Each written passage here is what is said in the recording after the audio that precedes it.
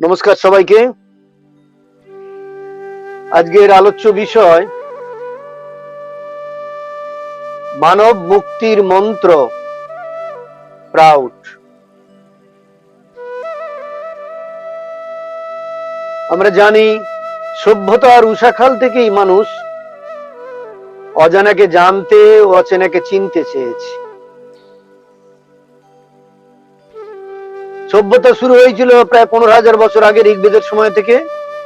এই সভ্যতার বিবর্তনের সঙ্গে সঙ্গে মানব সমাজের ক্রমবিকাশ শুরু হয়েছে। বিবর্তনের বিভিন্ন ধাপে আমরা দেখেছি সমাজের ক্রমবিকাশের বিভিন্ন পর্যায়ে বিভিন্ন দার্শনিকেরা দর্শন দিয়েছেন, চিন্তাবিদরা তাদের চিন্তাধারা সমাজে উপস্থাপন করেছেন। সমাজের ক্রমবিকাশের সাথে সাথে বিভিন্ন ধর্মমত এসছে, ধর্মমতের প্রবক্তারা বিভিন্ন ধর্মমত দিয়েছেন। রাষ্ট্রনেতারা তাদের মনোমতো রাষ্ট্র গড়তে চেয়েছেন।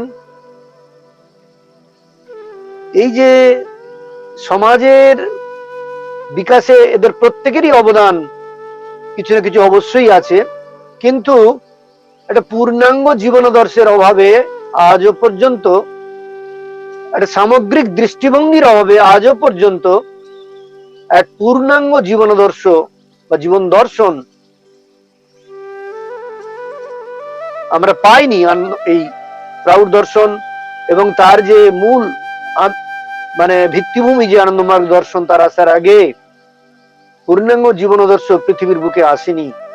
আর তার অভাবেই সমাজ তার স্বীয় লক্ষ্যে বা প্রার্থিত লক্ষ্যে এখনো পৌঁছাতে পারেনি।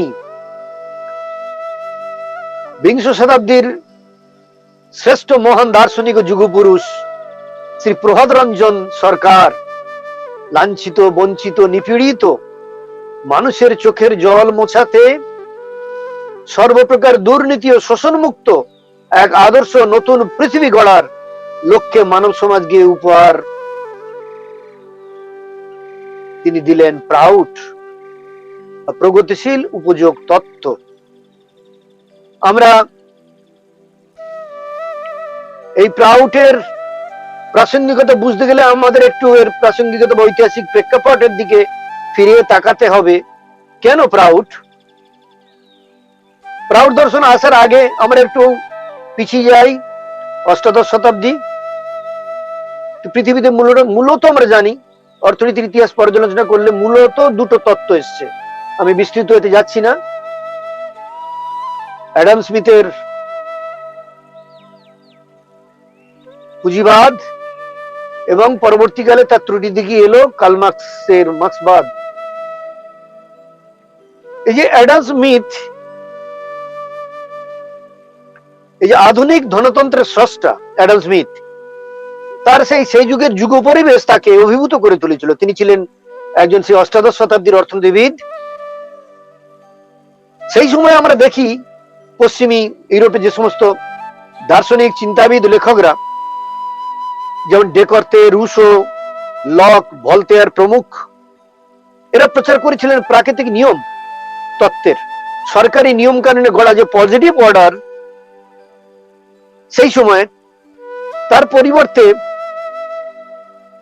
এরা সমর্থন করলো ঈশ্বরীয় ইচ্ছায় গড়া natural order. Man is born free but everywhere is in chain, তাদের মতে। আর এই চেন থেকে মুক্তির জন্য তাদের আন্দোলন। এই পরিবেশ অনুপ্রাণিত করেছিল সমকালীন অর্থনীতিবিদ অ্যাডাম স্মিথকে। তিনি যোগ দিলেন ওই আন্দোলনে, স্লোগান দিলেন লেস ইজ ফেয়ার,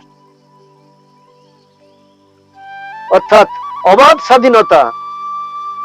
এই সময় শুরু হয়েছিল ইংল্যান্ডের শিল্প বিপ্লব।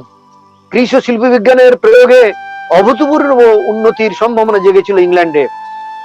ইংল্যান্ড এবং আমেরিকাতে পরবর্তীকালে ব্যবসায়ী গোষ্ঠী এই উন্নতির জোয়ারে রাষ্ট্র যখন বাধা দিচ্ছে, তখন অ্যাডাম স্মিথ সমর্থন করলেন ব্যবসায়ীদের। তিনি বললেন সমাজের মূল ধর্ম হচ্ছে আত্মপ্রেম, নিজ স্বার্থ, অপরের কোনো অধিকারই নেই। এই আত্মপ্রেমের প্রেরণায় একজন মানুষ যা করে তাতে বাধা দেওয়ার। তিনি আরো বললেন পৃথিবী হুইল অফ প্রভিডেন্সের দ্বারা শাসিত ও পরিচালিত। সেই জীবনযাত্রা রাষ্ট্রের নিয়ন্ত্রণ যত কম হয় ততই ভালো। এইভাবে দেখা দিল রাজনৈতিক ক্ষেত্রে লিবারালিজম আর অর্থনৈতিক ক্ষেত্রে অবাধ স্বাধীনতা, ফ্রি কম্পিটিশন। এই যে লিবারালিজম বা ব্যক্তি স্বাতন্ত্র্যবাদ আর অর্থনীতিতে অবাধ স্বাধীনতা, এই যে অ্যাডাম স্মিথের ধনতন্ত্র বা পুঁজিবাদ অত্যল্প কালের মধ্যে এই পুঁজিবাদের যে বিভৎস রূপ, পুঁজিবাদের অভ্রংলেই শোষণের করাল ধ্বংসটা সারা সমাজে ছেয়ে গেল। শোষণের কি ভয়াল রূপ, মানুষের মধ্যে বিভেদের প্রাচীর তুলে দিল, হ্যাভ এবং হ্যাভ নট। সমাজের মুষ্টিমেয় মানুষের হাতে সমাজের বেশিরভাগ অংশে সম্পদ কুক্ষিগত হয়ে গেল, আর যারা শোষিত তাদের বলা হতো প্রলেতারিয়েত বা সর্বহারা, প্রকৃতার্থে তারা সর্বহারা হয়ে গেল। এই যে হ্যাভ হ্যাভ নটের মধ্যে আর্থিক বৈষম্য চরম ভাবে এলো। আমরা দেখলাম যে সেই সময় সমাজের বুকে এই যে পুঁজিবাদ, তাদের যে পুঁজিপতিদের যে সমস্ত ফ্যাক্টরি গুলো তাদের উঠোনে রাখা থাকতো ডেথ প্যান, আর বিভিন্ন শ্রমিক গোষ্ঠী তাদের শোষণে পরিণত হয়েছিল নিছক বস্তুতে।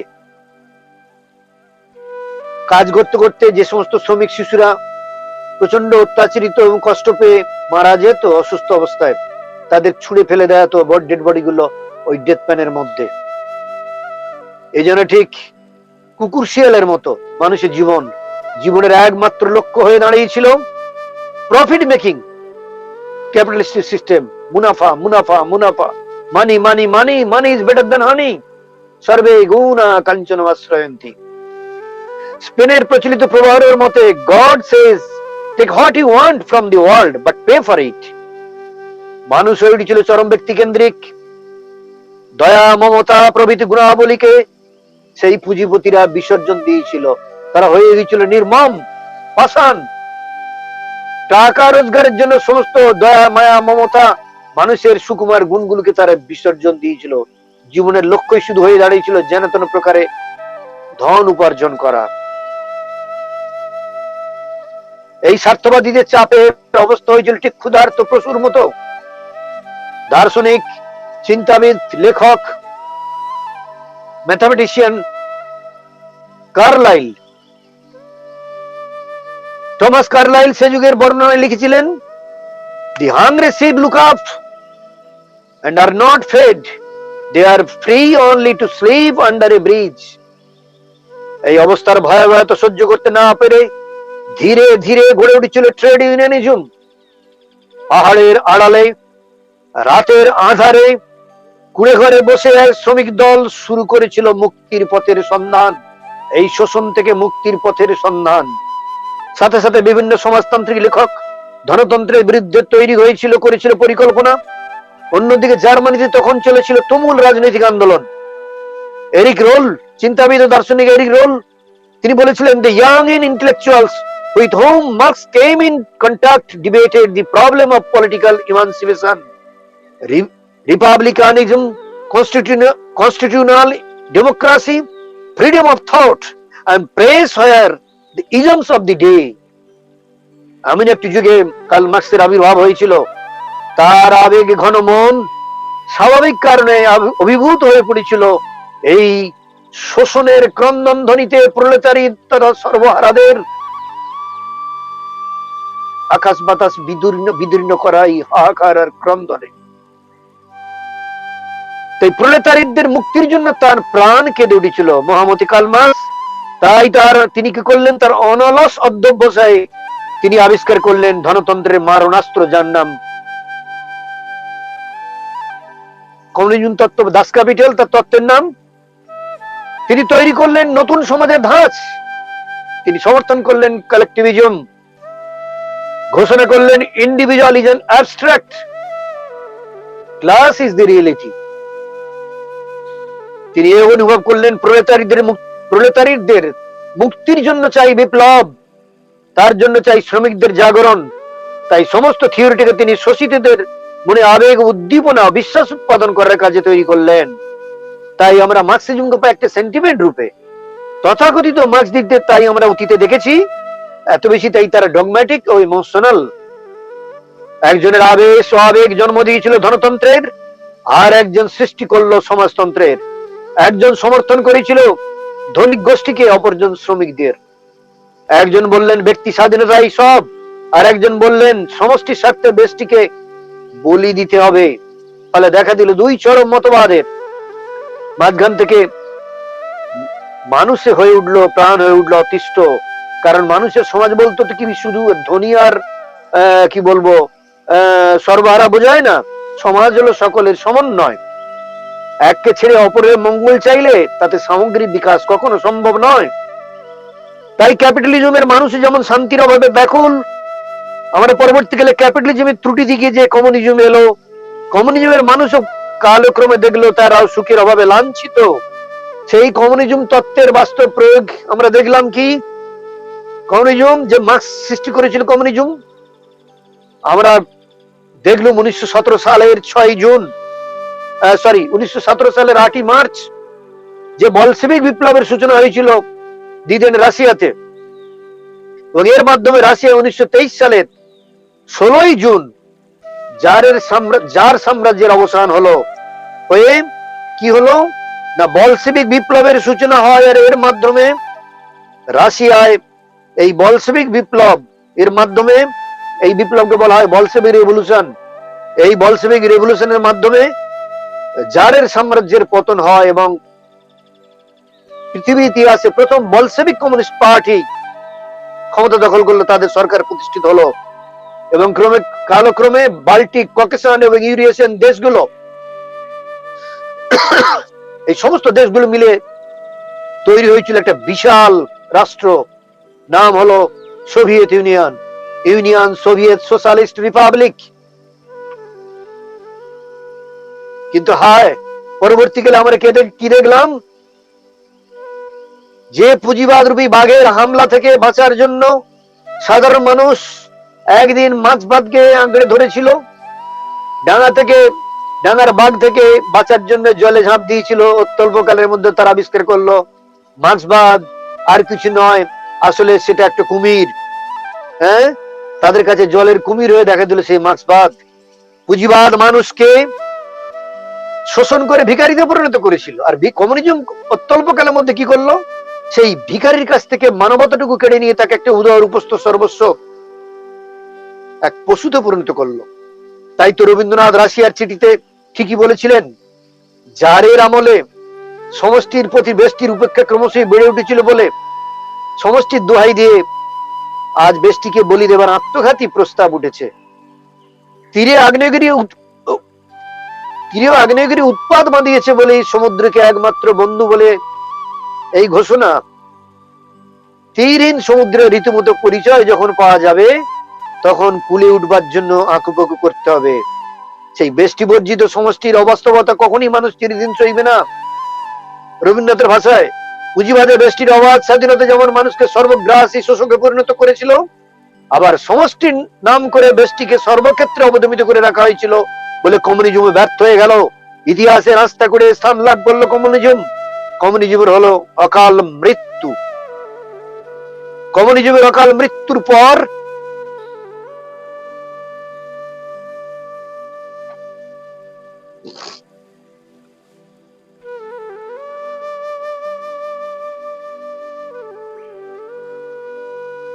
আমরা দেখলাম কি, কমিউনিজমের অকাল মৃত্যু পরে আবার পুঁজিবাদ দেখা দিল নবরূপে। সারা বিশ্ব জুড়ে তারা একচ্ছত্র শোষণের সাম্রাজ্যের জাল বিস্তার করলো। বহুজাতিক সংস্থা, বিশ্ব ব্যাংক, ওয়ার্ল্ড মনিটারি ফান্ড ইত্যাদি বিভিন্ন নামে। পরবর্তীকালে আমরা দেখলাম বৌদ্ধিক জড়তা তথা স্থবিরতা এই পুঁজিবাদী শোষণের চরম পর্যায়ে পৌঁছে গেল। ধনলোলুপ বৈশ্যরা বুদ্ধিজীবীদের বৌদ্ধিক জড়তার সুযোগ নিয়ে সমাজের সর্বস্তরে তারা শোষণের লুতা তন্তুকে ছড়িয়ে দিল। তারা কি করলো, সুচতুর পুঁজিপতিরা কি করলো, অর্থমূল্যে বুদ্ধিজীবীদের বৌদ্ধিক শক্তিকে কিনে নিল, আর কিনে নিল ক্ষত্রিয়দের খাত্র তেজ।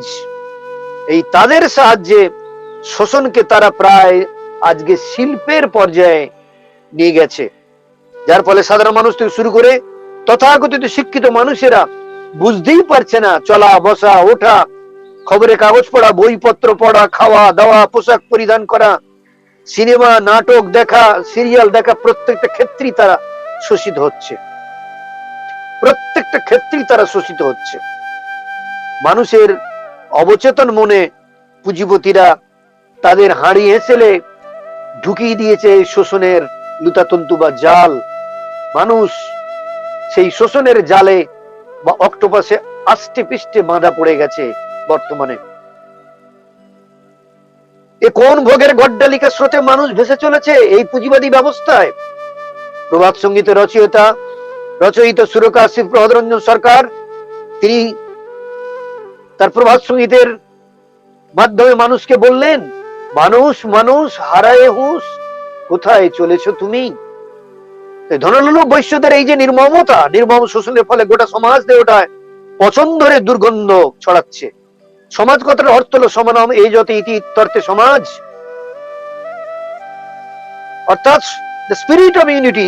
উপনিষদের ভাষায় সংগচ্ছদ্দং সংবদ্ধং সংবমনাং সৃজানতাং।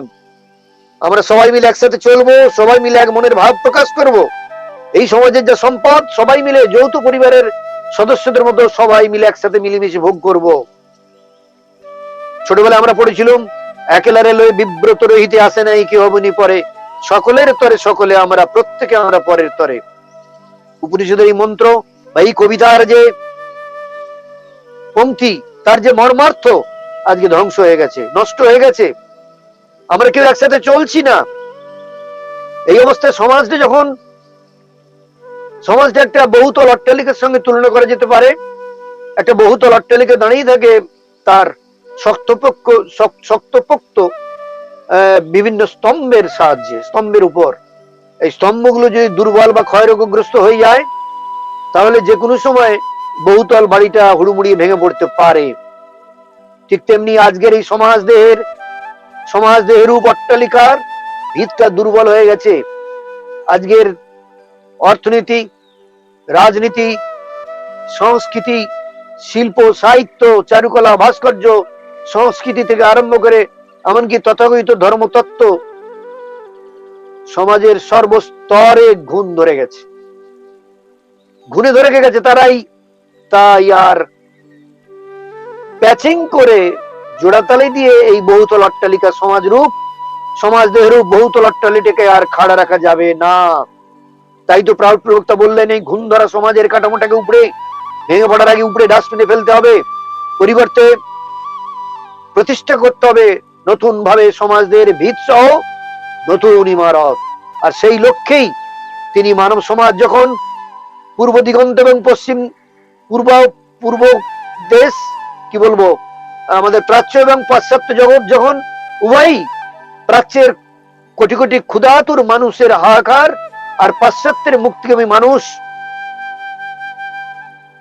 তাদের হাহাকারে পৃথিবীর আকাশ ভারী হয়ে গিয়েছিল। এইরকম একটা ঐতিহাসিক যুগ সন্ধিক্ষণে মহান দার্শনিক যুগপুরুষ শ্রী প্রভাত রঞ্জন সরকার হতাশাগ্রস্ত মানব সমাজকে আশার আলোকবর্তিকা দেখালেন।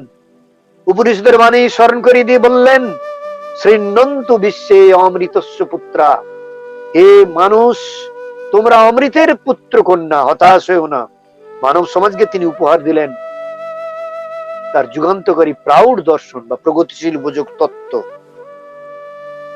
প্রাউড প্রবক্তা নিপীড়িত মানুষকে শোনালেন মানবতার পঞ্চজন্য।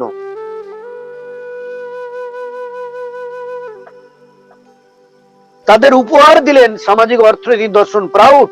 শোষিত, বঞ্চিত, নিপীড়িত মানুষকে স্বপ্ন দেখালেন শোষণ মুক্ত এক আদর্শ নতুন পৃথিবী গড়ার। না, শুধু স্বপ্ন নয়, সেই স্বপ্নকে বাস্তবায়িত করার জন্য বাস্তব ও যুক্তিসিদ্ধ রূপরেখা তিনি দিলেন, কিভাবে একটা সত্যিকারের সর্বপ্রকার শোষণ মুক্ত এক অখণ্ড বিশ্ব মানব পরিবার তথা এক নতুন পৃথিবী তথা নতুন বিশ্ব গড়ে উঠবে। এবারে তাই প্রাউড দর্শনটা তিনি যে উপহার দিলেন, সেটা তিনি তো সাধারণ মানুষ ছিলেন না, তার অসীম মননের বা অসীম বোধির মণিকোঠা থেকে তিনি এই চয়ন করে নিয়ে এসেছিলেন এই তত্ত্ব, প্রাউড তত্ত্ব, যা মানব সমাজকে তিনি উপহার দিয়েছেন। শ্রী পিয়ার সরকারের এই যে সামাজিক অর্থনৈতিক দর্শন, মানুষের বৌদ্ধিক জগৎ, সমাজ দর্শন, অর্থনৈতিক ক্ষেত্রে একটা বড় রকমের যুগান্তকারী বৈপ্লবিক পদক্ষেপ। পৃথিবীর প্রচলিত মতবাদকে এমন ভাবে গত 200 বছর এর চিন্তাধারার মূল ধরে নাড়া দিয়েছে। পৃথিবীর প্রচলিত মতবাদকে এমন করে সামগ্রিকভাবে কেউ চ্যালেঞ্জ জানাতে পারেনি যে প্রাউড দর্শন চ্যালেঞ্জ জানিয়েছে। আর কি করেছেন শ্রীপ্রভাতরঞ্জন সরকার? তার এই নতুন সমাজতত্ত্ব, অর্থনৈতিক চিন্তা গত 200 বছরের চিন্তাধারার মূল ধরে নাড়া দিয়েছে, যা পুরোপুরি বৈপ্লবিক চেতনায় পরিপূর্ণ। তাই আজ পর্যন্ত প্রাউড দর্শনের ত্রুটিকে কেউ ধরতে পারেনি। প্রাউড দর্শন হলো ত্রুটিহীন একটা বৈপ্লবিক চিন্তাধারা পরিপুষ্ট সামাজিক, অর্থনৈতিক, রাজনৈতিক তত্ত্ব। আজকে শোষিত মানুষের পক্ষে তাই এই ঐতিহাসিক পুরুষ ও তার মহান চিন্তাধারার সঙ্গে পরিচিত হয়ে ধাপে ধাপে বৃহত্তর সমাজ বিপ্লবের পথে এগিয়ে যাওয়া ছাড়া বাঁচার আর কোনো রাস্তাই খোলা নেই। এই যে প্রাউড কথাটার ফুল ফর্ম হলো প্রগতিশীল উপযোগ তত্ত্ব। বলা হয় প্রগতিশীল সমাজতন্ত্রবাদ প্রাউডকে। প্রগতিশীল, এই প্রগতিশীল কথার মধ্যে প্রগতি কথাটা আসছে। দেখবেন আমি এর আগেও এই প্রথম ক্লাসে সম্ভবত এই কথাটা একটু বলেছিলাম, প্রগতি কথাটা ব্যাখ্যা করেছিলাম। যারা আছে আজকে, যারা নতুন আছে তাদের জন্য আর একটু বলছি যে এই যে প্রগতিশীল সমাজতন্ত্র, যখন একদিকে ক্যাপিটালিজম, কমিউনিজম উভয় মানুষের বুক আর ভারী জগদ্দল পথরে ভার চাপিয়ে দিয়েছে, এই প্রগতিশীল এই সমাজতন্ত্র আসার আগে মার্ক্সবাদ আর কমিউনিজম এর পর এক ধরনের খিচুড়ি তত্ত্বের মধ্যমপন্থীরা আবিষ্কার করেছিল, সেটা হলো মিশ্র অর্থনীতি, মিক্সড ইকোনমি। এটা হলো সোনার পাথরবাড়ির মতো। এই সোনার পাথরবাড়ির জন্য এরা বাঘে ছাগলে যেমন বন্ধুত্ব হয় না, এক ঘাটে যেমন জল খায় না, ঠিক তেমনি সমাজতন্ত্রের মুখোশ পরে এটা হলো ধনতন্ত্রের গোপন অভিযান ছিল মিক্সড ইকোনমি। তাই এটা অচিরেই কি বলবো পরিত্যক্ত হলো কিছুদিনের মধ্যে। তাহলে প্রাউড হলো এক নতুন দর্শন, সম্পূর্ণ নতুন দর্শন, যার আধ্যাত্মিক তত্ত্ব, আধ্যাত্মিক ভিত্তি জীবনের প্রতিটি দিকে প্রসারিত, এর শাখা প্রশাখা, এর আধ্যাত্মিকতা জীবনের প্রতিটি ক্ষেত্রে প্রসারিত। এক সম্পূর্ণ নতুন দর্শন, যার ভিত্তিভূমি হল আধ্যাত্মিকতা। আধ্যাত্মিকতা কল্যাণবাড়ী সিঞ্চনে সৃষ্ট এই দর্শন কিভাবে আধ্যাত্মিকতার কল্যাণবাড়ী সিঞ্চনে রাজনীতি, অর্থনীতি, সাহিত্য, শিল্প, সমাজনীতি, শিক্ষা ইত্যাদি দিকগুলি বৈপ্লবিক রূপান্তর হতে পারে, এই আধ্যাত্মিকতার পরশমণি স্পর্শে প্রাউড তার প্রথম ও অনবদ্য নিদর্শন। আমার আলোচনায় ক্রমে সেটা পরিস্ফুট হবে। তাই যারা প্রগতিশীল বা প্রোগ্রেসিভ বলে চিৎকার করে, আজকে দেখবেন প্রগতিশীল কথাটা খুবই খেলো হয়ে গেছে, মানে হালকা হয়ে গেছে। এমনকি তথাকথিত জড়বাদী বা কমিউনিস্টরাও প্রত্যেকটা ক্ষেত্রে তাদের প্রগতিশীল অমুক, প্রগতিশীল তমুক, যদিও তারা সব থেকে পিছিয়ে পড়া এবং ব্যাকডেটেড, কিন্তু প্রত্যেকটা ক্ষেত্রে তাদের প্রত্যেকটা সংগঠন, প্রত্যেকটা ক্ষেত্রেই তারা ওই প্রগতিশীল ছাপ দিয়ে রেখেছিল। এর প্রগতিশীল, এই প্রগতি কথাটা ইংরেজি হলো, এটা সংস্কৃত শব্দের প্রপার ইংরেজি টার্ম নেই, কাছাকাছি হলো প্রোগ্রেস। প্রোগ্রেস কথাটা ইংরেজি ল্যাটিন ওয়ার্ড এসছে প্রোগ্রাডি থেকে। প্রো মানে সামনে, গ্রাডি মানে এগিয়ে চলা। তাই প্রগতিশীল যারা হবেন তারা যাবেন এগিয়ে সামনের দিকে। প্রাচীনকালে মানুষের জীবন ছিল বস্তুধর্মী, তাদের জীবন ছিল bread and butter, pro bread বাটারের মতো। কিন্তু আজকের এত বিকাশের পরেও, বিজ্ঞান প্রযুক্তির এত বিকাশের পরে কেউ যদি ব্রেড এন্ড বাটার অর্থাৎ বস্তুকে জীবনের সবকিছু বলে গ্রহণ করে বা মনে করে বা উপদেশ দেয়, তাদের কি প্রগতিশীল বলা চলে? প্রগতিশীল বলাটা ধৃষ্টতা নয়, বলবো বড় রকমের মূর্খামি। দেখুন উদাহরণ দেখুন, প্রাচীনকালে মানুষ একসময় তো জঙ্গলে থাকতো বা উলঙ্গ থাকতো, তখন বস্ত্র আবিষ্কার হয়নি। কালক্রমে গাছের ছাল দ্বারা তারা দেহ আবৃত করতে শিখলো। আরো সমাজের ক্রমবিকাশের সাথে সাথে তারা বস্ত্র বয়ন করতে শিখলো এবং বস্ত্র দ্বারা শরীর আবৃত করতে শিখলো।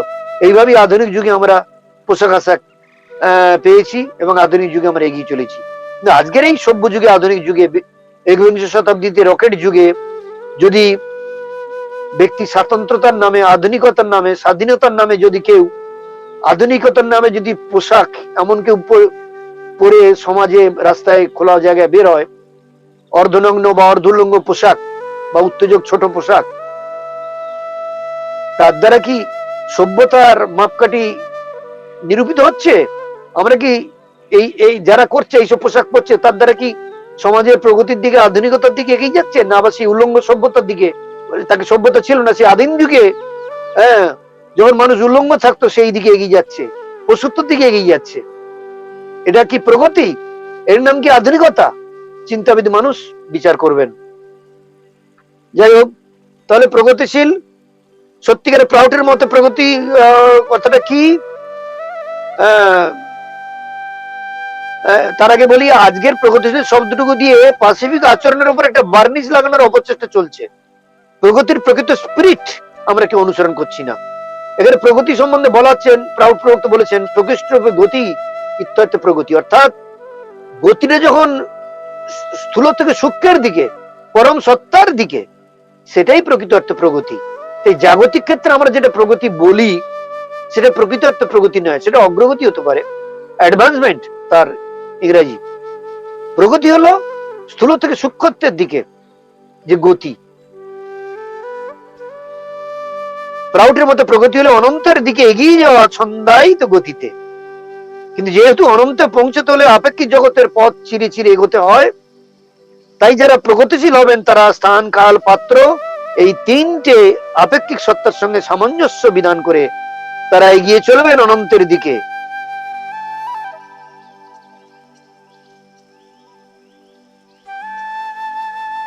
যাই হোক, আমি এবারে আসি প্রাউড দর্শনের কথায়। এই যে প্রাউড দর্শন, প্রাউড দর্শনের তাহলে বৈশিষ্ট্যটা কি? এই যে প্রাউড প্রবক্তা দিলেন, প্রাউড প্রবক্তা দর্শনের লক্ষ্য হলো শোষণ মুক্ত এক নতুন পৃথিবী তথা বিশ্ব গড়ে বিশ্বৈক্যতাবাদের প্রতিষ্ঠা। প্রাউড বলে শোষণের বিশ্বায়ন নয়, আমরা চাই শোষণহীন বিশ্ব। কিন্তু আজকে তো শোষণের বিশ্বায়ন হয়ে গেছে। এমত অবস্থায় বিশ্বৈক্যতাবাদের প্রতিষ্ঠা কি করে সম্ভব? আমি তা আমার আগের ক্লাসে বলেছি। আঞ্চলিক শ্রীবৃদ্ধি ও বিশ্বৈক্যতাবাদ কিভাবে ধাপে ধাপে আঞ্চলিক শ্রীবৃদ্ধির পথ ধরে বিশ্বৈক্যতাবাদের পথে এগিয়ে যাওয়া সম্ভব, আমি আমার গত ক্লাসে সেটা বিস্তৃত ব্যাখ্যা করেছি, তা আমি আজকে আর সেইটা বলছি না। তো প্রাউডের লক্ষ্য যেহেতু বিশ্বৈক্যতাবাদের প্রতিষ্ঠা, এবং এই বিশ্বৈক্যতাবাদের লক্ষ্যে প্রাউড কি করলো, সারা ভারতবর্ষকে একটা সামাজিক অর্থনৈতিক অঞ্চলে, প্রায় 44টা সামাজিক অর্থনৈতিক অঞ্চলে বিভক্ত করলো। প্রাউডের মতে ভাষাভিত্তিক রাজনৈতিক প্রদেশ গঠনের দ্বারা অর্থনৈতিক স্বয়ংভারত অর্জন করা কখনই সম্ভব নয়। স্বাধীনতার প্রায় 70 বছরের বেশি অতিক্রান্ত হয়েছে, এখনই কি কোন স্টেট বলতে পারবে অর্থনৈতিক ক্ষেত্রে স্বয়ংভার হয়েছে? হ্যাঁ, এগিয়ে গেছে অনেক, গুজরাট এবং মহারাষ্ট্র যায় অর্থনৈতিক ক্ষেত্রে অনেক এগিয়ে গেছে, কিন্তু 100 ভাগ কর্মসংস্থান হয়েছে, মানুষ সর্বক্ষেত্রে অর্থনৈতিক ক্ষেত্রে স্বয়ংভার হয়েছে বলতে পারবে? কোথাও নেই, হয়নি, সম্ভব নয়। মুনাফা বেড়েছে, পুঁজিপতিদের মুনাফা বেড়েছে, চাকচিক্য বৈভব বেড়েছে, কোটিপতির সংখ্যা বেড়েছে, গরিব আর গরিব হয়েছে।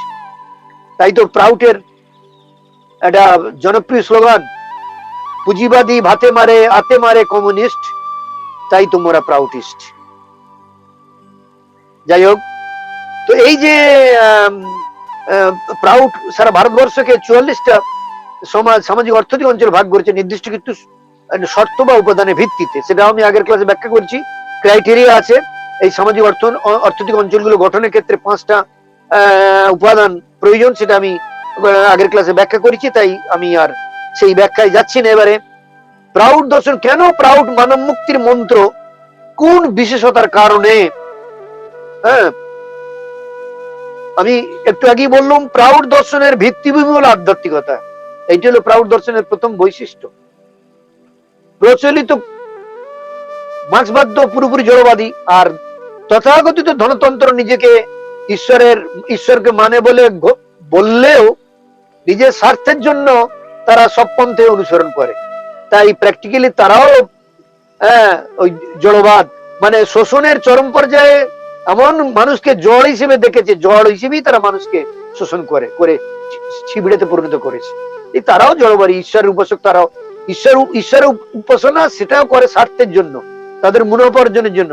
প্রাউড প্রবক্তা অন্যত্র বলেছেন এরা স্বার্থের জন্য কখনো মূর্তির কাছে, ভগবানের কাছে হাত কচলায়, মাথা ঠোকে, আবার স্বার্থের জন্য কি করে ধনলু বৈশ্যরা কখনো কার পায়ের নিচে মাথা ঠোকে, আবার কখনো তাদের হাড় মাংস চিবিয়ে রক্তমক্ষণ করে হাড় মাংস চিবিয়ে খায়, চামড়া দিয়ে ডুগডুগি বাজায়।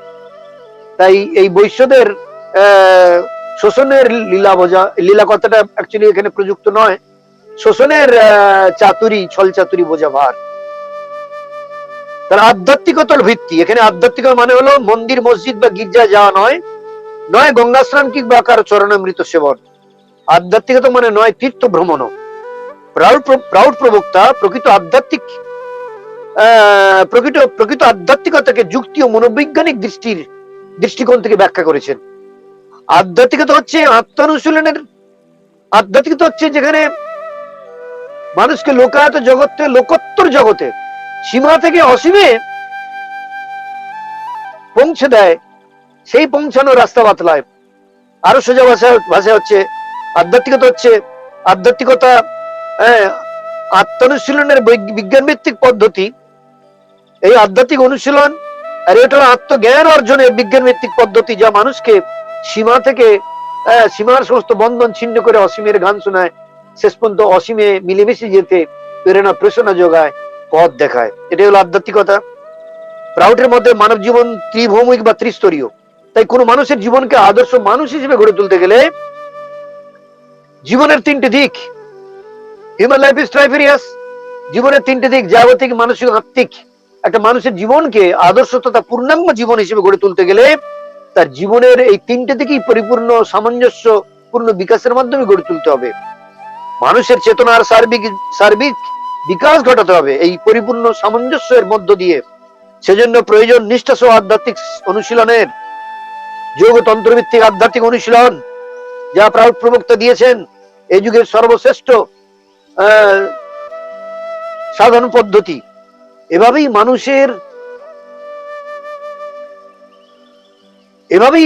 এই আত্মজ্ঞান বা আধ্যাত্মিক অনুশীলনের মাধ্যমেই মানুষের মধ্যে ক্রমে প্রসূত্বের বন্ধন ছিন্ন হয়ে মনুষ্যত্বের জাগরণ হবে। আর ছিন্ন হয়ে যাবে প্রসূত্বের বন্ধন, জাগরণ হবে মনুষ্যত্বের। আর সাধনার গভীর অনুশীলনের মাধ্যমে মানুষ মনুষ্যত্বের চৌকাট পেরিয়ে পৌঁছে যাবে দেবত্বের আঙিনায়। আরো গভীর অনুশীলন ও স্রষ্টার প্রতি পরিপূর্ণ আত্মসমর্পণ ও তার সৃষ্টির প্রতি নিখাদ ভালোবাসার ফলে দেবত্বের আরো ব্যাপক বিকাশ। সেই সাধক দেবত্বের ব্যাপকত্বে পৌঁছে যাবে, ব্যাপক বিকাশের চরম সীমা পৌঁছে যাবে। আর দেবত্বের ব্যাপক বিকাশই সাধককে পৌঁছে দেবে ব্রহ্মত্বের চৌকাঠে, ব্রহ্মত্বের আঙিনায়। আর পরিশেষে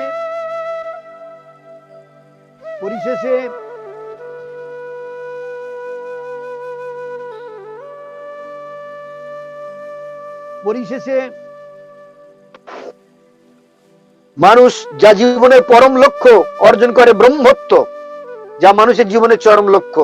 তাই মানুষের মধ্যে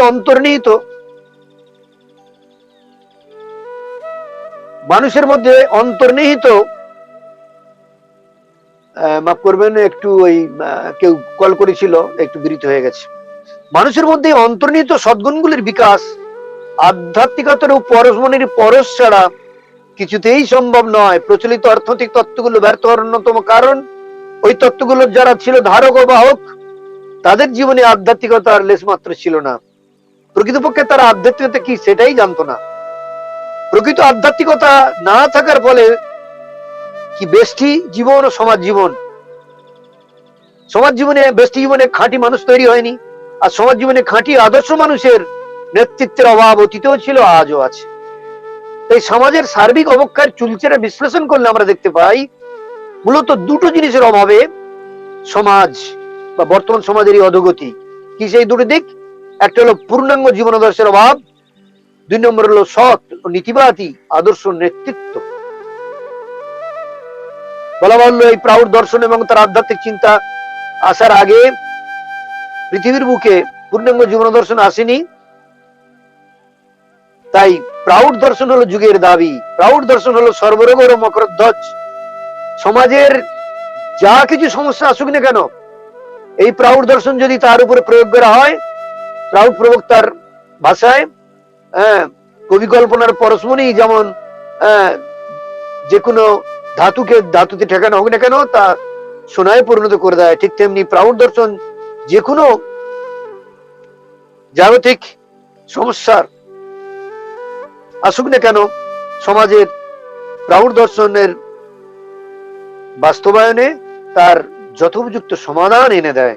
তাই প্রাউড দর্শন হলো যুগের দাবি, নতুনের বার্তাবহ। সমাজ তথা সভ্যতার সংকট সম্বন্ধে বলতে গিয়ে প্রাউড প্রবক্তা কি বললেন? তিনি বললেন, জীবনের দৃষ্টিভঙ্গি জড়াভিমুখী হয়ে যাওয়ার কারণে মানুষের সমাজে আজ এত বড় সমস্যা, সভ্যতার এত সংকট। সভ্যতার এই বিশেষ যুগ সন্ধিক্ষণে তাই ব্যক্তি জীবনে সাধুতার প্রয়োজন সবচাইতে বেশি। সাধুতা যদি না বাঁচলো সভ্যতাও বাঁচবে না, ব্যর্থ হয়ে যাবে মানুষ জাতের সুদীর্ঘকালের সাধনা। সভ্যতার সমস্ত ইমারত ব্যর্থ হয়ে যাবে, সভ্যতার সমস্ত ইমারত, বৈদকদের সমস্ত অবদান জীবনে যদি যা কাজেই লাগলো না, তেমন পুঁতিজোড়া বিদ্যার দাম একখানা করিও নয়। তাই সাধুতা বা সততা আকাশ থেকে পড়বে না, পুঁথির পাতায় নেই, আকাশ থেকেও পড়বে না, মানুষের আচার আচরণ ব্যবহারের মধ্য দিয়েই তা পরিস্ফুট হবে। নেতাজির সুভাষচন্দ্রের ভাষায়, leaders do not drop from the sky. নেতা কখনো আকাশ থেকে পড়বে না, একটা পদ্ধতির মাধ্যমেই, প্রসেসের মাধ্যমেই নেতা তৈরি হবে। এবং নেতা সেই প্রকৃত নেতা যে যার জীবন দর্শন হবে morality is the base, sadhana is the means and life divine is the goal। যারা হবে অন্যায়ের বিরুদ্ধে অবশ্যই সংগ্রামী, যারা হবে physically fit, mentally developed and spiritually elevated. PROUT প্রবক্তার ভাষায় এই ধরনের নেতৃত্বের জন্য তিনি শব্দ চয়ন করেছেন, সেটা হলো সৎ বিপ্র। আগামী দিনে এই সমস্ত দুর্নীতি অবসানে যে নতুন পৃথিবী তৈরি হবে প্রাউডের প্রয়োগের মাধ্যমে, সেখানে এই সদ্বিপ্র সমাজের প্রতিষ্ঠা হবে। সদ্বিপ্রই হবে গাইডিং ফ্যাক্টর, তাদের পরিচালনায় সমাজ চলবে। তো এটা হলো প্রথম বৈশিষ্ট্য, সেটা হলো কি? আধ্যাত্মিক ভিত্তি। দ্বিতীয় বৈশিষ্ট্য হলো বিকেন্দ্রিত অর্থনীতি। আমি আগের 2-3টে সম্ভবত বক্তব্যের আগে আমার বক্তব্য বিষয় ছিল বিকেন্দ্রিত অর্থনীতি। সেখানে আমি ব্যাখ্যা করেছি, বিস্তৃত ব্যাখ্যা করেছি যে প্রচলিত দুটো তত্ত্ব হলো, তারা কেন্দ্রিত অর্থনীতিতে বিশ্বাসী, আর প্রাউড হলো বিকেন্দ্রিত অর্থনীতিতে বিশ্বাসী। প্রাউডের অর্থনৈতিক ব্যবস্থার মূল লক্ষ্য হলো অর্থনৈতিক ক্ষমতার পূর্ণ বিকেন্দ্রীকরণ। অর্থনৈতিক ক্ষমতাটা পুরোপুরি থাকবে জনগণের হাতে। এই সম্বন্ধে আমি বিস্তৃত আগের ক্লাসে আমি ব্যাখ্যা করেছি। তাই আমি আর এই বিকেন্দ্রিত অর্থনীতির ব্যাখ্যায় আমি না গিয়ে আমি এগিয়ে যাচ্ছি 3 নম্বর বৈশিষ্ট্যের প্রথম সূত্র। 3 নম্বর বৈশিষ্ট্যের প্রথম সূত্রে প্রাউড প্রবক্তা কি বললেন? যুগস্য সর্বনিম্ন প্রয়োজনং সর্বেষাং বিদায়ং। অর্থাৎ একটা যুগের, কোন যুগের মানুষের যা সর্বনিম্ন প্রয়োজন তা সবার জন্যই ব্যবস্থা করতে হবে, সবার জন্য, মুষ্টিমেয় কিছু মানুষের জন্য নয়।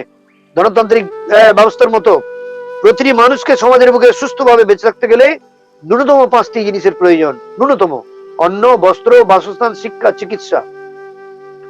এই ন্যূনতম 5টা জিনিস চাই। এগুলো ছাড়া মানুষ সুস্থভাবে সমাজে বাঁচতে পারে না। তাই সমাজ পরিচালকদের এই ন্যূনতম প্রয়োজন পূর্তি সবার জন্য করতে হবে। প্রাউড দর্শনের বাস্তবায়নের ফলে সমাজের আর্থিক বিকাশের সঙ্গে সঙ্গে সময়ের সাথে সাথে মানুষের এই ন্যূনতম প্রয়োজনও বদলে যাবে। আমি আগের ক্লাসেও বলেছিলাম, এই মানুষের যে পঞ্চ প্রয়োজন, অন্ন, বস্ত্র, বাসস্থান, শিক্ষা, চিকিৎসা, প্রাউড দর্শন বাস্তবায়নের ফলে সমাজ যখন এগিয়ে যাবে, আর্থিক বিকাশ আর সমৃদ্ধি লাভ করবে, তখন সেই অতিরিক্ত সম্পদের দ্বারা সমাজে প্রাউড কি করবে? আরো নতুন নতুন উপকরণ মানুষ ক্রয় ক্ষমতা বৃদ্ধির দ্বারা মানুষের উপলব্ধ হবে। আজকে যেমন উদাহরণ দিচ্ছিলেন এক সময়, আজকে যে স্মার্টফোন বিলাসবহুল লাক্সারি গুডস হিসেবে আমরা দেখি, আগামী কিছু বছর পর বা প্রাউড প্রতিষ্ঠা হলে, এখন তো অর্ডিনারি ফোনটা প্রায় কমন, মিনিমাম রিকোয়ারমেন্টের পর্যায়ে এসে গেছে। স্মার্টফোনটা আগামী কয়েক বছর পর এসেনশিয়াল কমোডিটি রূপে দেখা দেবে মানুষের সমাজে। এটাই যুগের জাগতিক প্রগতির লক্ষণ। আচ্ছা, এখানে বলা হচ্ছে, যেমন উদাহরণ দিচ্ছে, আমি মোবাইলের কথা বললাম। আচ্ছা, আজকে দেখা যায় ক্ষেত মজুর, শ্রমিক, কর্ষক ও শুধুমাত্র অক্ষর জ্ঞান থাকা মানুষ, ছাত্র সবার হাতে মোবাইল। হ্যাঁ, তো আগামী বেশ কিছু বছরের মধ্যে স্মার্টফোনও মানুষের ন্যূনতম প্রয়োজনের তালিকায় চলে আসবে। এবারে তার প্রথম সূত্র বোঝা গেল, যুগের যেটা সর্বনিম্ন প্রয়োজন সেটা সবাইকেই দিতে হবে। না দান ছত্র করবে, না সমাজে আর্থিক ভিত, সবাইকে কর্মসংস্থানের ব্যবস্থা করবে, করে তার ক্রয় ক্ষমতার নিশ্চিততা দেবে, গ্যারান্টি দেবে। সেই ক্রয় ক্ষমতা সম্বন্ধে আমি পরে আসছি। সেই ক্রয় ক্ষমতার বলেই মানুষ তার জীবন ধারণের যে উপাদানগুলো যথোচিত পরিমাণে সে বাজার থেকে উপলব্ধ করতে পারবে, কিনে নিতে পারবে। এবারে এই প্রাউডের চতুর্থ বৈশিষ্ট্য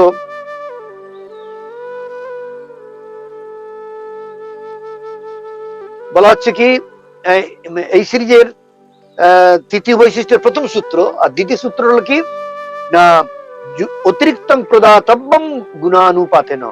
প্রথম সূত্র বলেছিলাম যুগস্ব সর্বনিম্ন প্রয়োজনং সর্বেষাং বিধায়ং। যুগের সর্বনিম্ন প্রয়োজন মিটিয়ে যেটা সম্পদ অতিরিক্ত হবে তা সবার মধ্যেই সবাইকে, হ্যাঁ, যুগের সর্বনিম্ন প্রয়োজনটা সবাইকে দিতে হবে। এবার যুগের সর্বনিম্ন সবার সব প্রয়োজন মিটিয়ে, মিনিমাম রিকোয়ারমেন্ট মিটিয়ে যে সম্পদ অতিরিক্ত থাকলো সমাজের হাতে, সেটা কি করতে হবে, গুণানুপাতে সমাজের গুণী বেষ্টিজনের মধ্যে বন্টন করতে হবে। গুণানুপাতে জিনিসটা কিরকম, কারা গুণীজন? গুণীজন হলো তারাই যাদের জ্ঞানে, বিজ্ঞানে, প্রযুক্তিগত উৎকর্ষে, সাহিত্যে, শিল্পে, ভাস্কর্যে, জীবনায়নের নবনব দিকগুলি আবিষ্কারে মানুষের জীবনযাত্রা যারা সুখকর তথা আরামপ্রদ করেছিল, যাদের অবদানে মানুষের জীবনযাত্রা সুখকর আরামপ্রদ হয়েছিল এবং এখনো হয়ে চলেছে এবং ভবিষ্যতে হয়ে চলবে, তারা হলো গুণীজন। ডাক্তার, বৈজ্ঞানিক, শিক্ষক, অধ্যাপক, হ্যাঁ, প্রযুক্তিবিদ, এরা হলো সেই সব গুণীজনের পর্যায়ে পড়ে। সাহিত্যিক, শিল্পী, ভাস্কর প্রমুখ, এরা হলেন সমাজের বিভিন্ন ক্ষেত্রে গুণীজন। এদের সমবেত প্রচেষ্টায় সমাজ এগিয়ে যায় ক্রমবিকাশের পথে। তাই তাদের গুণ বা প্রতিভার স্বীকৃতি স্বরূপ ন্যূনতম প্রয়োজনের অতিরিক্ত কিছু বিশেষ ইনসেন্টিভ দিতেই হবে, তা না হলে তারা নতুন কিছু সৃষ্টি করার উৎসাহ বা প্রেরণা হারিয়ে ফেলবে। যেমনটি হয়েছিল তথাকথিত কমিউনিস্ট কান্ট্রি, রাশিয়া বা অন্যান্য কমিউনিস্ট কান্ট্রিগুলোতে। সেখানে সবাইকে এক করে মাথা মোড়ানো হয়েছিল, কমিউনিজম তত্ত্ব বলে ইকুয়াল ডিস্ট্রিবিউশন। একজন ডাক্তার, ইঞ্জিনিয়ার, অধ্যাপক সবারই এক বেতন, যার ফলে গুণের কদর ছিল না কমিউনিস্ট সোসাইটিতে। মানুষ, গুণীজনরা হতোদ্যম হয়ে পড়েছিল। তারা ভেবেছিল আমার গুণের তো কোনো কদর নেই। একজন ডাক্তার বা বৈজ্ঞানিকের যা সুযোগ সুবিধা আর একজন লেবারের যদি সুযোগ সুবিধা একই হয়, তাহলে আমি ডাক্তার হয়ে কি করব? আমি এত খাটাখাটনি কেন আমার ব্রেনকে খাটিয়ে নতুন জিনিস আবিষ্কার করব? হতোদ্যম হয়ে পড়েছিল, সমাজের প্রগতি ব্যাহত হয়েছিল। তাই কমিউনিজমে বর্ণিত সমবন্টন বা ইকুয়াল ডিস্ট্রিবিউশন কথাটি তাই অবাস্তব, সত্যিকারই বাস্তব অসম্ভব। কারণ এই পৃথিবীতে সৃষ্টি ধর্মের নিয়ম অনুযায়ী কোনো দুটো তত্ত্বই এক নয়। প্রাউডের ভাষায় বৈচিত্র্যং প্রাকৃত ধর্ম সমানং ভবিষ্যতি, diversity is the law of nature, equality will never be. কোন দুটো সত্তার মধ্যে সংস্কারগত পার্থক্য থাকার ফলে তারা কতকটা একই রকমের বা জমজ হতে পারে, কিন্তু অভিন্ন বা আইডেন্টিক্যাল হতে পারে না। তাই জাগতিক ক্ষেত্রে সমতা কখনই সম্ভব নয়, কিছু না কিছুটা পার্থক্য থাকবেই। একমাত্র আধ্যাত্মিকতার চরম স্তরেই এই আভ্যন্তরীণ সমতা আসে। তাই প্রকৃতির সেই নিয়মকে মেনে নিয়েই গুণীজনদের গুণের প্রতি যথাযোগ্য সম্মান প্রদর্শন করে তাদের কিছু অতিরিক্ত সুযোগ সুবিধা প্রদান করতে হবে। এইভাবে বিবেকপূর্ণভাবে সম্পদ বন্টন করে তাদের প্রতি ন্যায় বিচার করতে চায় প্রাউড। আশা করি আমার এই দ্বিতীয় সূত্রের মর্মার্থ আপনারা অবলোকন, মর্মার্থ অনুধাবন করতে পেরেছেন। এবারে এই এই এর তৃতীয় সূত্রে বলা হচ্ছে সর্বনিম্ন মানবর্ধনম সমাজ জীব লক্ষণম। অর্থাৎ প্রাউডের ভাষায় সমাজের ক্রমবিকাশের সাথে সাথে মানুষের সর্বনিম্ন প্রয়োজনেরও বিকাশ ঘটাতে হবে।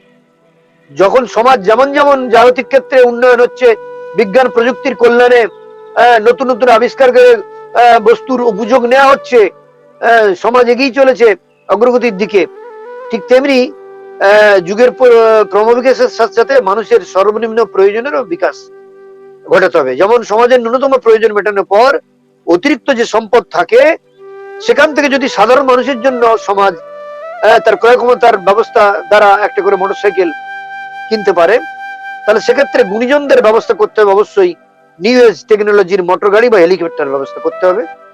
তাহলে দেখা গেল আবার সমাজের সর্বনিম্ন প্রয়োজনের মানটাকে সবসময় আধুনিক বিজ্ঞান ও প্রযুক্তির প্রয়োগে এটা ক্রমাগত বাড়িয়েই চলতে হবে, এখানে থামিয়ে দিলে চলবে না, উত্তরোত্তর বাড়তে থাকবে। আবার যখন সাধারণ মানুষ বিজ্ঞান প্রযুক্তির আবিষ্কারে সমাজে যখন সম্পদ আরো বেড়ে চললো, তখন সে অতিরিক্ত সম্পদের দ্বারা সাধারণ মানুষকে যখন মোটর গাড়ি পেয়ে যাবে, তখন এই যে গুণীজনদের কি করতে হবে, তখন প্লেন, জেট প্লেনের ব্যবস্থা করতে হবে, অধিক গতি। আবার যখন সাধারণ মানুষের মধ্যে কোনোদিন হয়তো জেট প্লেন তাদের করায়ত্ত হলো, তখন এই গুণীজনদের কাছে কাছে তখন রকেটের ব্যবস্থা করতে হবে। এইভাবে সর্বনিম্ন মানবর্ধনম সমাজ জীবলোক, এটাই হচ্ছে সমাজের প্রগতির লক্ষণ। সমাজ যে ক্রমবিকাশ হচ্ছে, প্রগতির পথ ধরে এগিয়ে চলেছে, এইটা হলো তার লক্ষণ। এইভাবে কিন্তু একটা এখানে জিনিস সর্তব্য, এই যে সকলের সমাজের সর্বনিম্ন প্রয়োজনীয় মানটাকে বাড়ানো হচ্ছে, গুণীজন আর সাধারণ মানুষের মধ্যে একটা পার্থক্য কিন্তু থাকবেই।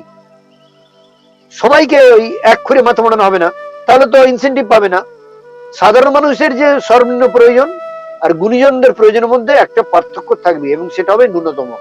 এবং প্রাউটের দায়িত্ব হবে, প্রাউটিস্টদের দায়িত্ব হবে এই যে গ্যাপ সাধারণ মানুষ আর গুণীজনদের এই যে জাগতিক বস্তু উপাদান পাওয়ার ক্ষেত্রে এই যে গ্যাপটুকু আছে, এটা যথাসম্ভব মিনিমাইজ করে রাখা।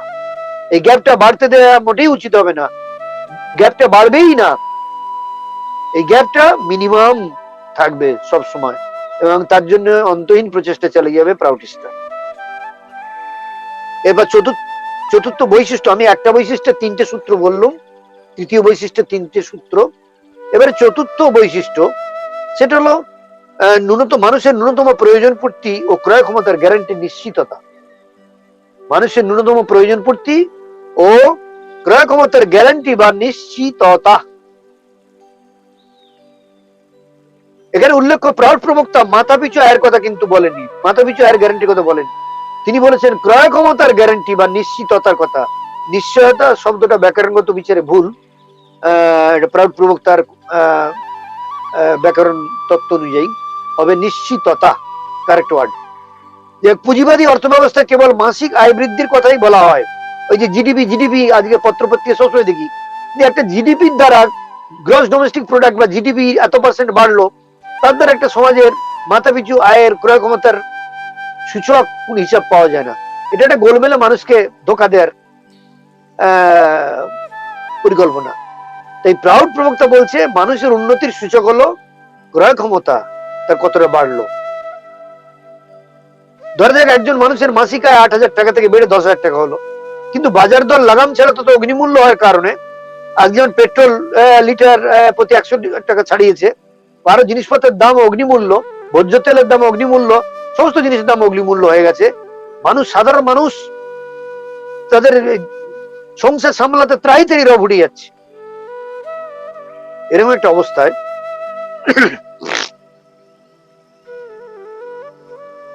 সংসার চালাতে মানুষ হিমশিম খেয়ে যাচ্ছে।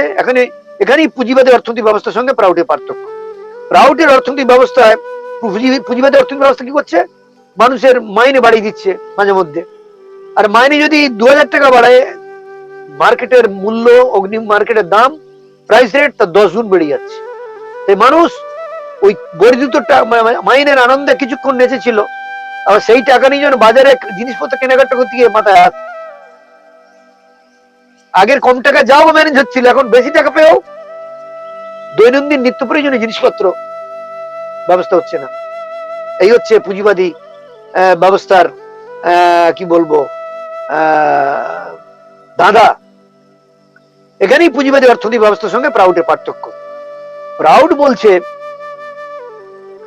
প্রাউটের অর্থনৈতিক ব্যবস্থায় ক্রয় ক্ষমতা মানে একজন মানুষের মাসিক আয় যাই হোক না কেন, তা দিয়ে যথোপযুক্ত ভাবে তার পরিবারের প্রতিফলন সে করতে পারবে। অর্থাৎ ধরা যাক একজন টোটো চালক, তার মাসিক আয় যদি 5,000 টাকা হয়, তাহলে সেই 5,000 টাকাতেই বাজারের দাম, জিনিসপত্রের দাম, সবকিছু মূল্যমান এমন ভাবে নিয়ন্ত্রিত থাকবে, একজন টোটো চালক সে 5,000 টাকা দিই তার সংসারে চাল ডাল তেল নুন থেকে জামা কাপড়, ছেলে মেয়ের টিউশনি, পড়াশোনার উপকরণ, ঘর বাড়ি, আতিথেয়তা, লোক লৌকিকতা সবকিছুই সুচারুভাবে সম্পন্ন করতে পারবে। এইটাই হলো ওই টোটো চালকের ক্রয় ক্ষমতা। আশা করি বোঝাতে পেরেছি। সুতরাং এটাই হলো শ্রমিকের ক্ষেত্রে তার ক্রয় ক্ষমতা। এই ক্রয় ক্ষমতা আমি এর আগের ক্লাসেও বিকেন্দ্রীকরণ যেমন বলেছিলাম, ব্যাখ্যা করেছিলাম। ক্রয় ক্ষমতা বাড়াতে গেলে কি করতে হবে, যে ক্রয় ক্ষমতা বাড়াতে গেলে ভোগ্যপণ্যের উৎপাদন ব্যাপকভাবে উৎপাদন করতে হবে, কঠোরভাবে মার্কেট প্রাইস নিয়ন্ত্রণ করতে হবে, এবং সেখানে কোনো ফোড়ে থাকবে না, there will be no middle man. সেখানে সমবায় ব্যবস্থার, বাজার ব্যবস্থা পুরো সমবায়ের মাধ্যমে পরিচালিত হবে, দেয়া নেয়া সবকিছু। তবেই এই এই ক্রয় ক্ষমতা, এবং মাঝে মধ্যে যারা কর্মচারী, শ্রমিক হোক, চাষি হোক, কর্মচারী হোক, সবাই হোক, মাঝে মধ্যে মজুরি বা মাসিক আয়ের পরিমাণ বাড়াতে হবে। এই সমবায় প্রচেষ্টার ফল হলো মানুষের ক্রয় ক্ষমতা বৃদ্ধি। প্রাউটে ক্রয় ক্ষমতার গ্যারান্টির কথা বলা হয়েছে। হ্যাঁ, প্রাউটের অর্থনৈতিক ব্যবস্থায়, যে কৃষি ব্যবস্থা, শিল্প ব্যবস্থা, ব্যবসা বাণিজ্য ঢেলে সাজানো, আমি আগের ক্লাসে বলেছি ব্যালেন্সড ইকোনমি, সেখানে দেখিয়েছি কিভাবে এই ব্যালেন্সড ইকোনমি রূপায়ণের দ্বারা গ্রামীণ বেকার সমস্যা সমাধান হবে, কিভাবে শহরী বেকার সমস্যা সমাধান হবে, 100 ভাগ বা সার্বিক কর্মসংস্থানের ব্যবস্থা হবে, সেটা আমি বিস্তৃত ব্যাখ্যা করে দেখিয়েছি। এবারে আমার বক্তব্যের শেষ পর্যায়ে প্রায় এসে গেছি। প্রাউটের পঞ্চম বৈশিষ্ট্য হল অর্থনৈতিক মূল বৈশিষ্ট্য, আরো অন্যান্য বৈশিষ্ট্য তো আছেই। অর্থনৈতিক গণতন্ত্র, ইকোনমিক ডেমোক্রেসি। আজকের পুঁজিবাদী ব্যবস্থার দ্বারা পরিচালিত এই যে রাজনৈতিক গণতন্ত্র মানুষকে ধোকা দিচ্ছে, ভোটাধিকার দিলেও কেড়ে নিয়েছে তার অর্থনৈতিক অধিকার, যার ফলে ধনী ও দরিদ্রের মধ্যে বিরাট পার্থক্য। আজকে স্ট্যাটিস্টিক্স বলে যে সারা বিশ্বের 1% মানুষের হাতে যা সম্পদ কুক্ষিগত আছে, বিশ্বের 99 মানুষ, তাই 1% মানুষের হাতে বিশ্বের 99 ভাগ মানুষের সম্পদ কুক্ষিগত 1% মানুষের হাতে। আরো অনেক ডাটা আছে, সেগুলো আর এখানে বলতে চাই না। তো আজকের এই যে অবস্থা, আজকের পুঁজিবাদী ব্যবস্থার দ্বারা পরিচালিত রাজনৈতিক গণতন্ত্র মানুষকে ভোটাধিকার দিলে তার কেড়ে নিয়েছে অর্থনৈতিক অধিকার, তার ফলে ধনী দরিদ্রের মধ্যে বিরাট বৈষম্য সৃষ্টি হয়েছে। আমরা দেখেছি ভারতবর্ষে, এই বোম্বের কথা দেখি, আজকে বোম্বে কয়েক বছর আগে মুকেশ আম্বানি ওই ধারাবি বস্তি, খুব সম্ভবত নবী মুম্বাইয়ের, সেখানে কয়েক বছর আগে গড়ে তুলেছিল একটা গগনচুম্বী অট্টালিকা, প্রায় 47 তলা সেই বাড়িটি, তার নাম দিয়েছিল অ্যান্টেলিয়া টাওয়ার। গড়তে লেগেছিল, ঘোষিত অর্থের পরিমাণ ছিল 600 কোটি টাকা, আর অঘোষিত অর্থের কথা জানা নাই। সেই বাড়িতে কি নেই? আধুনিক বিলাসবহুল সব ব্যবস্থাই সেই বাড়িতে আছে। সেই বাড়িতে প্রথমের দিকে বাস করতেন মিস্টার আম্বানি, তার ওয়াইফ এবং ছেলে মেয়ে। তো সেখানে আধুনিক জিম থেকে, হেলিপ্যাড থেকে আরম্ভ করে আন্তর্জাতিক মানের সুইট, বিলাসবহুল সুইট, এইসব সবই আছে। এবং সেখানে কয়েকশো বিলাসবহুল ঘর এবং সুইট আছে। তাদের খিদমত খাটার জন্য 600 কর্মচারী ছিল এবং আছে, 600 কর্মচারী। আর তার নিচেই বোম্বের কি বলবো, বিখ্যাত বলবো না কুখ্যাত বলবো, সেই বস্তি, সেই বস্তির লক্ষ লক্ষ মানুষ রাতের অন্ধকারে বিছানায় শুয়ে ফুটো ভাঙা চাল দিয়ে আকাশের তারা গোনে। এই আর এই লকডাউনের বাজারেও, এই গতকালকেরই পত্রিকায় প্রকাশ পেয়েছে, এই লকডাউনের বাজারেও পুঁজিপতি আম্বানি, আদানি, এই সমস্ত ব্যবসায়ীদের সম্পদ স্ফীত হয়েছে কত হাজার কোটি টাকা। সুইস ব্যাংকে 21,000 কোটি টাকা চালানো হয়েছে এই 1 বছরে। ভাবুন, একদিকে পরিযায়ী সাধারণ মানুষ গরিব থেকে গরিব হচ্ছে, না খেয়ে মরছে, আর মুষ্টিমেয় কিছু মানুষের সম্পদ স্ফীত হচ্ছে। তাই এই ধনতন্ত্র সম্বন্ধে প্রাউড প্রবক্তা যেমন মার্ক্সবাদ সম্বন্ধে বলেছিলেন, এর প্রিম্যাচিওর ডেথ হবে, ইতিহাসের আস্তে করে স্থান হয়েছে কমিউনিজমের। আর এই ধনতন্ত্র সম্বন্ধে প্রাউড প্রবক্তা বলেছেন, হ্যাঁ, this capitalism will burst like a fire cracker, blast like a fire cracker, আতশবাজির মতো ফেটে চৌচির হয়ে যাবে। সেদিন আর খুব বেশি দূরে নেই। তাই রাজনৈতিক প্রাউটের দাবি রাজনৈতিক গণতন্ত্রের ধাপ পাবে যে নয়, আমরা সেই অর্থনৈতিক গণতন্ত্র, শোষণমুক্ত সমাজ। এই মানুষকে ক্রয় ক্ষমতার নিশ্চিততা দিতে হলে সেই সামাজিক অর্থনৈতিক অঞ্চলে অর্থনৈতিক গণতন্ত্রের প্রতিষ্ঠা অবশ্যই করতে হবে। অর্থনৈতিক গণতন্ত্রের মূল কথা হলো জনগণের হাতে সমস্ত অর্থনৈতিক ক্ষমতাকে তুলে দেওয়া, আর জনগণের হাতে অর্থনৈতিক ক্ষমতাকে নষ্ট করা ও তাদের সর্বনিম্ন প্রয়োজন পূর্তি নিশ্চিত করা, জনসাধারণের আর্থিক মুক্তিকে বাস্তবায়িত করার এটাই একমাত্র উপায়। তাই নিপীড়িত মানবতা, হ্যাঁ, এই যে জনগণের হাতে অর্থনৈতিক গণতন্ত্রকে সফল করে তুলতে হলে তার কয়েকটা ক্রাইটেরিয়া আছে। আমি শুধু ক্রাইটেরিয়াটি বলবো, ব্যাখ্যা করবো না। অর্থনৈতিক গণতন্ত্র প্রতিষ্ঠার উদ্দেশ্যে নিম্নলিখিত কর্মসূচিগুলি বাস্তবায়িত করতেই হবে। যেমন, সকলের জীবন ধারণের ন্যূনতম প্রয়োজন পূর্তির গ্যারান্টি দিতে হবে। 2 নম্বর, প্রত্যেকের ক্রয় ক্ষমতার ক্রমবৃদ্ধি সুনিশ্চিত করতে হবে। 3 নম্বর, সমস্ত অর্থনৈতিক সিদ্ধান্ত গ্রহণের ক্ষমতা স্থানীয় জনসাধারণের হাতে রাখতে হবে। আমি আগের বক্তব্যে স্থানীয় কারা বহিরাগত বলেছি। আর 4 নম্বর হলো স্থানীয় অর্থনীতিতে বহিরাগতদের কোনো অধিকার থাকবে। এই 4টি উপাদান বাস্তবায়িত করতে হবে কর্মসূচিগুলো, তাহলেই অর্থনৈতিক গণতন্ত্রের প্রতিষ্ঠা হবে। এইগুলো ব্যাপার। তো আমরা দেখছি এই যে আজকে যে সমাজের যে অবস্থা, এই যে সমাজের অবস্থা, তাই প্রাউড হলো, যুগের দাবি প্রাউড হলো এক সর্বাত্মক বিপ্লব। সমাজের যেখানে যেখানে সমস্তগুলো শোষণ, অন্যায়, দুর্নীতি, করাপশন, সেই সমস্ত দুর্নীতি শোষণের অবসান কল্পে প্রাউড প্রতিষ্ঠার লক্ষ্যে প্রাউডিস্টরা সারা পৃথিবীতে ক্ল্যারিয়ন কল তথা সারা পৃথিবীর শোষিত, নিপীড়িত সমস্ত মানুষের সার্বিক মুক্তির লক্ষ্যে একটা নতুন বিশ্ব, শোষণ মুক্ত নতুন বিশ্ব গড়ার লক্ষ্যে উদাত্ত আহ্বান জানিয়েছে বিশ্বের বুদ্ধিজীবী, ক্ষত্রিয়, খাত্র মানসিকতা সম্পন্ন মানুষ, শ্রমিক, কর্ষক, ছাত্র, যুবক, মহিলা, সমাজের সর্বস্তরে আমাদের উদাত্ত আহ্বান, আসুন আজকে সমাজ এই যে পোলারাইজেশন হয়ে যাচ্ছে, একদিকে সমাজে পুরাতনের জীর্ণ কঙ্কাল, পুরানো মতবাদ, বস্তাবাচা মতবাদ, ভাবজড়তা, অন্ধবিশ্বাস, বাতিল হয়ে যাওয়া সমস্ত তত্ত্ব, রাজনৈতিক, অর্থনৈতিক এবং অন্যান্য সমস্ত তত্ত্বের জঞ্জাল, আর অন্যদিকে নতুন জীবনের রক্তিম উষা। বলা বাহুল্য, প্রাউড হলো সেই পূর্ব দিগন্তের নতুন রক্তিম উষা। প্রাউড প্রবক্তা বললেন, যারা জীবনের পূজারী, যারা সাধক, তাদের উদ্দেশ্যে তিনি বললেন, তোমরা এই আলোকস্নাত ও রক্তিম উষাকে বরণ করে নাও, জয় তোমাদের হবেই। আর তাই নিপীড়িত মানবতার তথা মানব মুক্তির